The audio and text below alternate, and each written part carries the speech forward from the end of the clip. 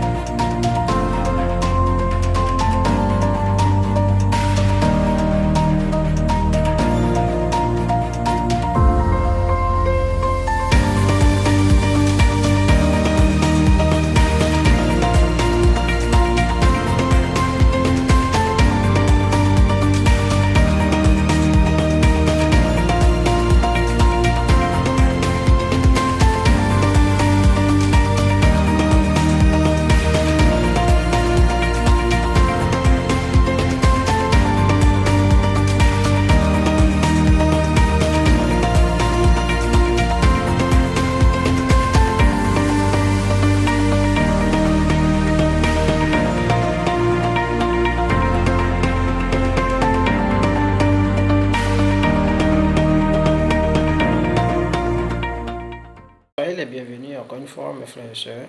L'objectif n'est pas encore changé, c'est toujours le même objectif. On est là juste pour partager avec vous des expériences de voyage, les démarches à suivre jusqu'à l'obtention de visa.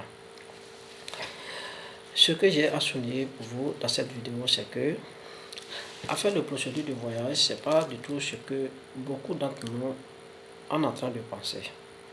C'est pas surtout ce qu'on est en train de penser. La procédure d'obtention de visa, mais de procédure de voyage, c'est d'abord un goût. Si tu n'as pas le goût de voyage, tu n'arriveras jamais pas. C'est le goût. Je vais prendre l'exemple des gens, des Africains qui passent par les voies illégales pour se rendre à une destination choisie, peu importe en Europe, le Canada et l'Amérique. Il y a des gens qui font la procédure, qui quittent l'Afrique et passent par le Brésil, Nicaragua, etc., pour se rendre à la Mexique et rentrent aux États-Unis dans le temps. Mais actuellement, vous ne pouvez pas faire ce trajet parce que les voies sont déjà bloquées. Vous pouvez imaginer passer par les voies illégales pour se rendre dans un endroit, c'est pas du tout facile.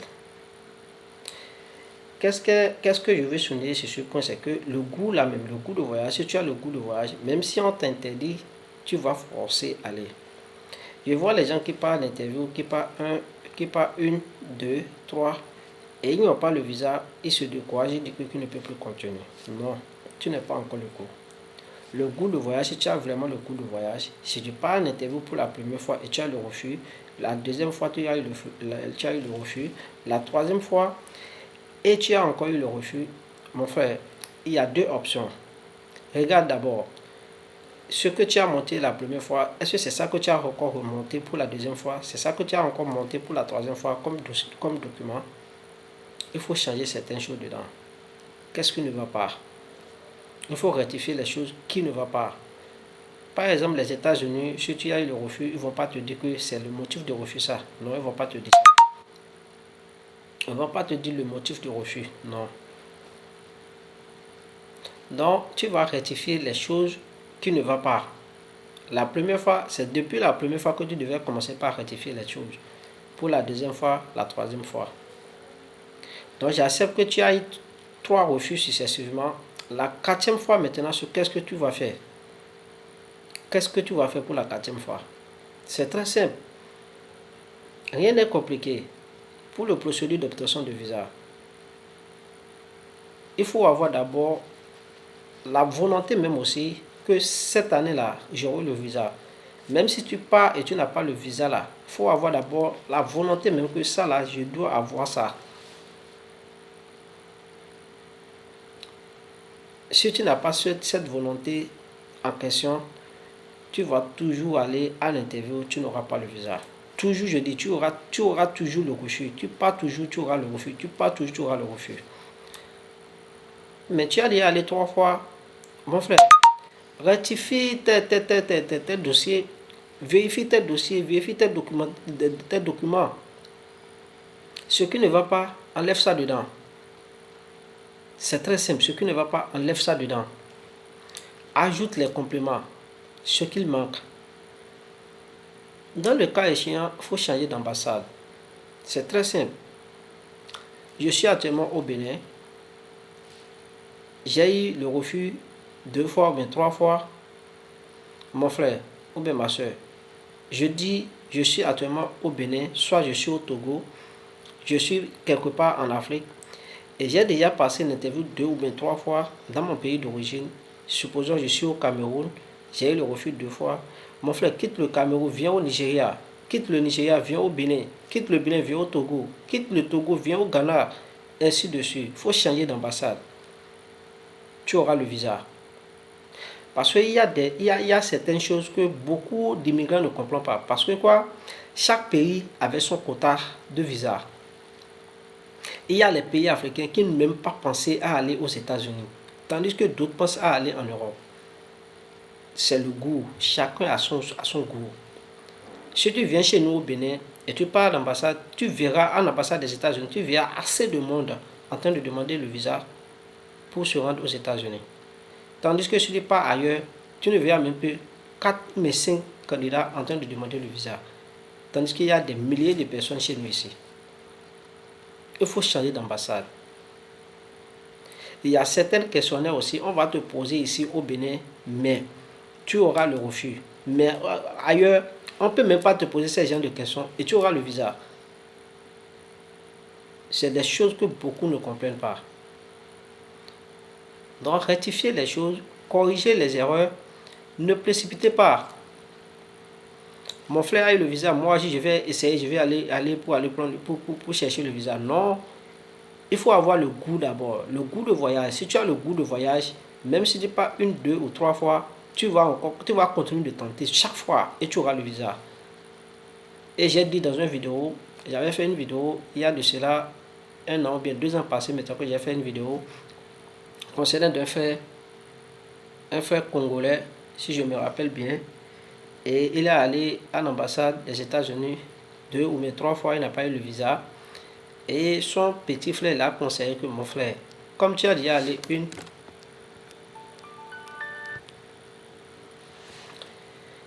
et son frère l'a conseillé que comme tu as déjà allé 1 et 2 fois et tu n'as pas eu le visa, il faut essayer de corriger certaines choses dans tes dossiers, soit disant, est-ce que tu as le passeport vierge?